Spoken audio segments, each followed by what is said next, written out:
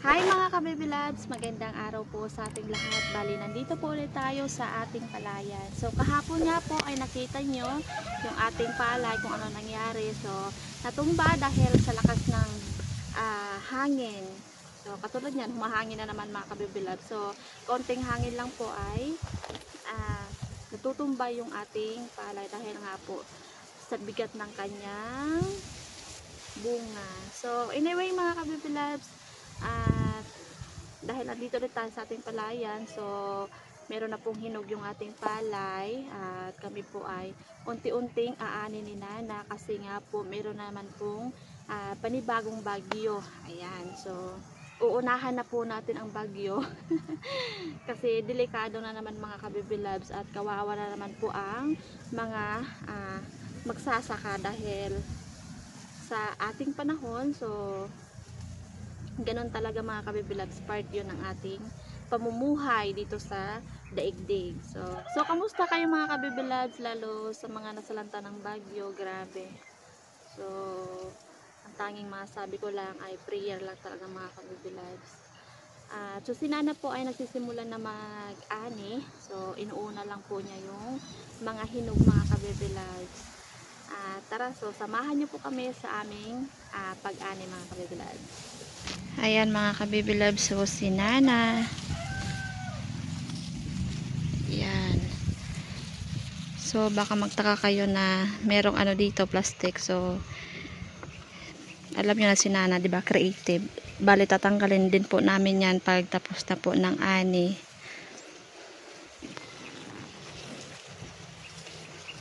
Yan, hinog na po siya mga kabibi loves. So katulad niya, yan yung natumba kahapon. So kapag pabayaan lang ay madaming pumupunta dito sa ilalim, daming manok, kubos ng manok. So meron pang sako din dito. Bali merong another baby na nilagay si Nana doon. Yan, kanina pag ayos ko dito ng palay, hindi naman natakot, nakibot ba. Nakibot ako mga kabibi loves, akala ko tao, yun nga pala yung ginawa ni Nana. So yung iba sana mga kabibi loves, so malapit na rin, kaso mga ilang days na sana ay pwede na rin pong anihin. Ayun nga lang, so dahil merong bagyo at wag sanang tatama dito sa amin sa Mindoro. Yan.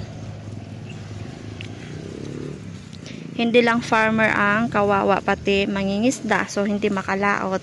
Kagaya ni Eric, hindi makalaot dahil nga po sa lakas naman ng dagat. Yan. Kanina umuulan dito sa amin, pabugso-bugso po mga kabibilab dyan sa inyo. Ilang days na lang sana maaani na lahat ito mga kabibilabs ang nauna.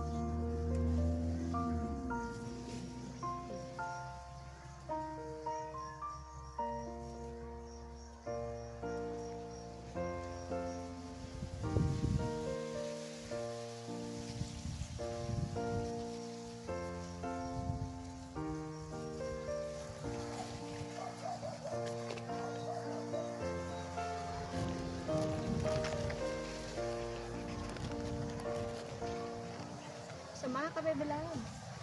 Hindi tayo marunong magamit ito. Sinama na marunong. Kaya kahit ang style lang.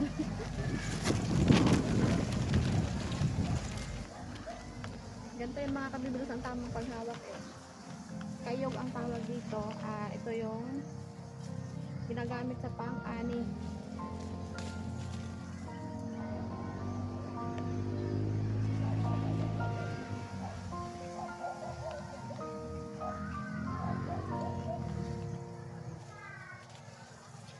Sarap sana mag-ani mga kabibilags kung lahat ay puro hinog na.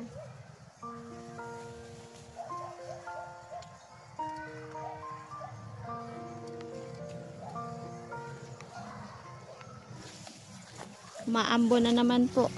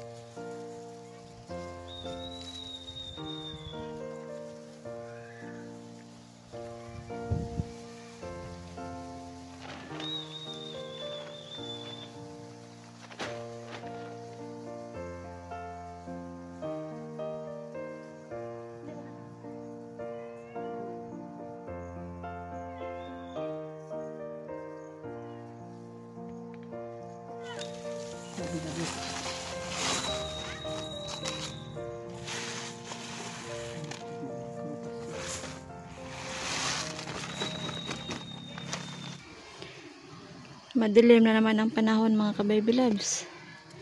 Yan.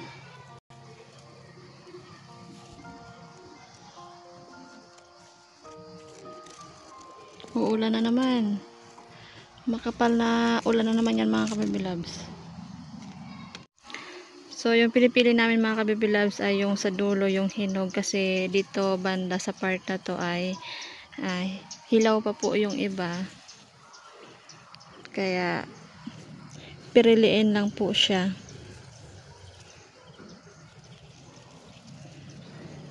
Siguro pag mga 1 week pa ay hinog na to lahat.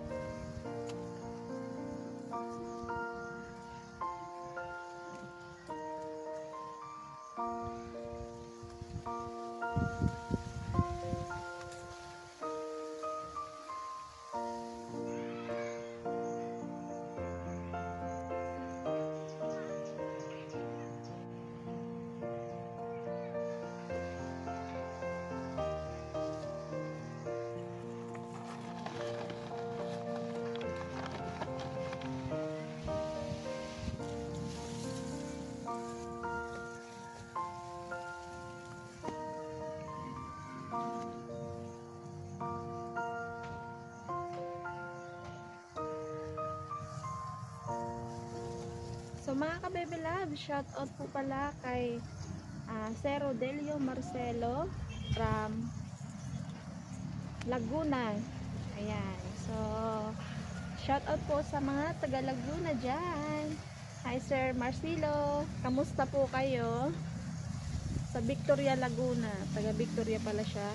Laguna. Kabi ko Victoria dito sa amin, sa Mindoro. Sa Laguna pala. Ingat kayo dyan, sir. And then, shout out din po kay Tatay P-Mix from Kalapan. Hi sir, sa mga taga Kalapan dyan. Magandang araw. Tatay P-Mix TV. Yan, shout out po sa inyo dyan. Sa buong pamilya nyo po. Maraming salamat po sir sa inyong walang sawang panonood sa amin. At sa lahat-lahat po ng viewers namin. Thank you so much. At kay Sir Melicio, shout out po sa mga taga Batangas dyan. Kamusta ang lahat? Ha? Tapos na? Dumaan si Eric. Galing baba. So, nag-asikaso po ng mga bangka. Lalo't malakas po ang dagat ngayon. Yan. So, shout out po sa inyong lahat. So mga ka-baby loves, dahil tanghali na po at time out muna sa pag-ani kasi kakain muna kami ni Nana. Bale, yung aking naani ay yan. So kanina ay meron akong naunang nalagay doon sa sako at kay Nana naman ay sa sako. Kaya kita-kits ulit tayo sa next video natin mga ka-baby loves. So mag-ingat-ingat po tayo dahil meron namang darating na bagyo na mukhang tatama dito sa amin sa Mindoro. Wag naman sana. Sana wag nang matuloy. So yan po mga ka-baby loves at bye-bye at God bless po sa ating lahat.